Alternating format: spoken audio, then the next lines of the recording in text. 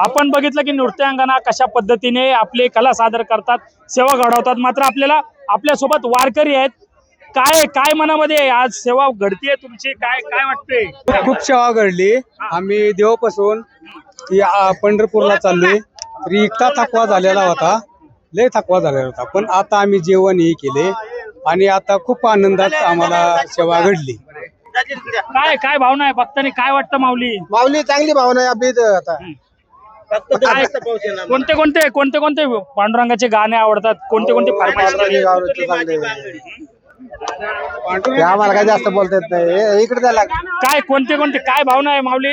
कोणते कोणते गाणे आवडतात तुम्हाला? आपल्याला नाही आवडत, त्याच्याकडे द्या, आपल्याकडे नसते। आज सांगितलं का नाही दुसरे कोणते गाणे लावायला त्यांना? नाही, आपण नाही सांगू शकत। पांडुरंगाची गाणी दादा काय सांगाल, तुम्ही डान्स करत होता, काय भावना होती मनामध्ये तुम्हाला?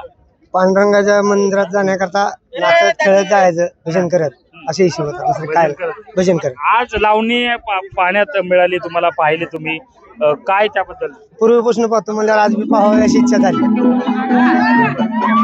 अशी भावना जी आहे ती वारकऱ्यांची आपल्याला पाहायला मिळते। एकंदरीतच या सगळ्यामध्ये जर बघितलं तर अशा ज्या कलाकार आहेत, नृत्यांगना आहेत, ते वारकऱ्यांसमोर आपली कला सादर करत असतात आणि जे वारकरी आहेत त्यांना मनोरंजन त्यांचं करत असतात आणि जे देहूपासून निघालेली पंढरपूरपर्यंत जी काय ती वारी आहे, त्या वारीमध्ये मनोरंजन करण्याचं काम या चौफुला या ठिकाणी केलं जातो।